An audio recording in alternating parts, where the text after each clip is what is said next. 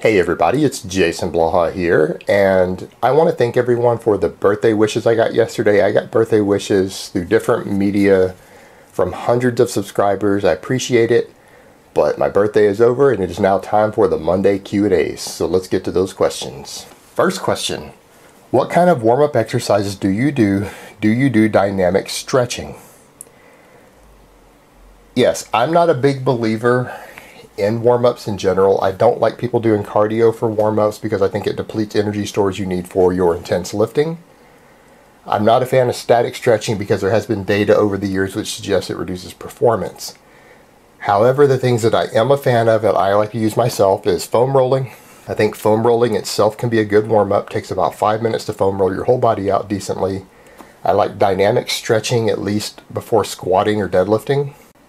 And just basic warm-up sets. And a lot of you know I don't believe in high rep warm-up sets. Warm-up sets are generally around 5 reps for me.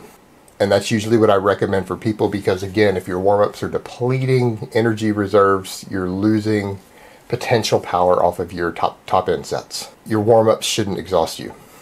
Alright, next question. Salute, Jason. Can you balance calisthenics and weight training without one affecting the other?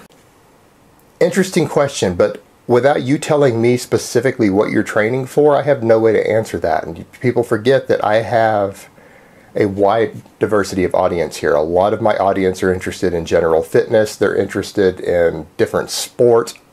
Some are interested in bodybuilding. Some are interested in powerlifting, strongman, whatever. Without knowing what you're doing, I can't tell you how to program anything. I literally have no idea. I don't know if you're a male or a female. I don't know what sports you play, what sports you compete in, what your goals are, why you train. No way to answer that, but I will say that calisthenics are just another form of resistance training. So they could be incorporated into a weight training routine to gain more muscle and strength. But I don't think they're always the most efficient way to do so for obvious limitation reasons as far as loading and overload on them. And particularly things like your lower body. I mean, let's be realistic here. Doing one-legged squats will never get you particularly strong compared to throwing 500 pounds on your shoulders and cranking out reps on the squat. But they can be used as part of your resistance training, and of course they affect each other. Resistance training affects other resistance training. There will be carryover both directions. Alright, next question. Top 3 worst fad diets you've ever heard of? Now, some people are going to say because I'm biased towards vegetarian and veganism that affects this, and it might to some extent, but I'm going to hammer vegans next. Any diet that excludes large areas of normal food groups, and I'm not saying that diets that exclude excessively processed foods, like a diet that excludes soda, I don't consider a fad diet. That's just trying to avoid eating excessively processed foods with no micronutrients that are too calorically dense for most people. Things like paleo diets, that's number 1 up there, that are excluding arbitrarily entire categories of foods like grains. That's just insane. That is a fad diet that's stupid as fuck. There's no scientific basis for that. The Atkins diet is another example, or just like any other diet that excludes an entire category of macronutrients. It's silly. And then promotes excessively loading another one, like eating excessive amounts of saturated fat like that, which we know has potential health issues if you consume in excess.